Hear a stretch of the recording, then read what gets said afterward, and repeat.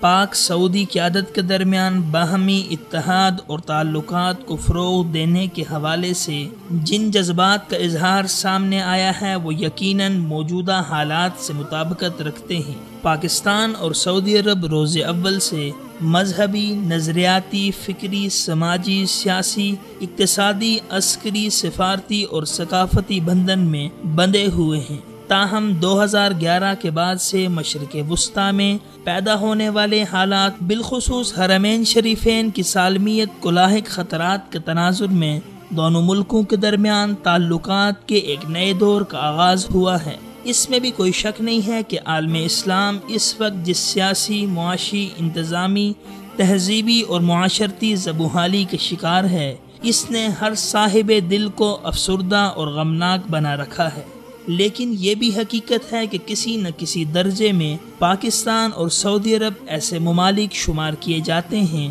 جو مسلم امہ کے مسائل اور پریشانیوں کا حل بہتر صورت میں کر سکتے ہیں۔ چنانچہ پاک سعودی رہنماؤں کا تحفظ حرمین شریفین پر غیر متزلزل عزم و اتفاق، امید اور حوصلے کی نئی رمق پیدا کرنے کا موجب بنا ہے، جبکہ مسلم امہ دونوں ملکوں کے اتحاد و یکجہتی کو مستحسن نظر سے دیکھتی ہے۔ تاہم دونوں برادر اسلامی ممالک کی قیادت کے درمیان ملاقات ایسے موقع پر ہوئی ہے جب شام کے شہر حلب میں ظالم بشار الاسد کی افواج اور اس کے ہم نواؤں کے ہاتھوں مسلمانوں کا قتل عام جاری ہے، جبکہ یمن میں شورش پسندوں کی فتنہ سامانیہ عروج پر ہیں۔ بحرین اور کویت میں بھی بیرونی جارحیت کے خطرات منڈلا رہے ہیں، اور ایران خطے میں بالادستی قائم کرنے کے لیے اس پس منظر کو سامنے رکھتے ہوئے مسلمانان عالم دونوں ملکوں سے وسیع، مؤثر، مدبرانہ اور قائدانہ کردار کی توقع رکھتے ہیں، جس کے ذریعے بالعموم مسلم خطوں، علاقوں اور آبادیوں پر ڈھائے جانے والے مظالم و شدائد کا سدباب کرنے میں مدد مل سکتی ہے۔ لہٰذا اس بنا پر پاکستان اور سعودی عرب کو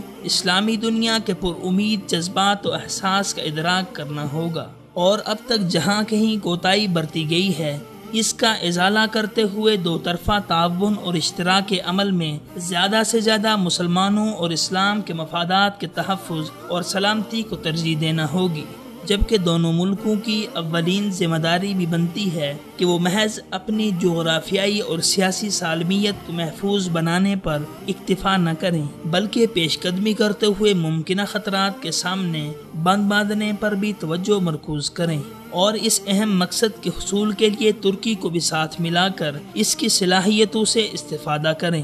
یوں یہ تینوں اسلامی ممالک منظم شکل میں عالم اسلام کی مشکلات و مصائب کا مداوع کرنے میں مثبت کردار ادا کر سکتے ہیں، کیونکہ عالمی سطح پر بھی سیاست و سفارت میں ان تینوں ممالک کا نام و مقام مسلم ہے، جبکہ اس میں بھی دو رائے نہیں ہے کہ پاکستان، سعودی عرب اور ترکی کئی کمزوریوں اور خامیوں کے باوجود عالمی طاقتوں اور ان کے گماشتوں کی آنکھوں میں نشتر بن کر چبھتے ہیں۔ یہی وجہ ہے کہ انہیں عدم استحکام اور بدامنی کی طرف دھکیلنے کے لیے وقتاً فوقتاً سازشیں عمل میں لائی جا رہی ہیں، لیکن جب تک دونوں اسلامی ممالک عالم اسلام کے مسائل کو قرار واقعی انداز میں فوقیت دیتے رہیں گے، انہیں مظلوم مسلمانوں کی حمایت بھی حاصل رہے گی، اور اس کے نتیجے میں اسلام دشمن قوتوں کے مذموم عزائم اور ناپاک ارادے بھی پیوند خاک ہو جائیں گے۔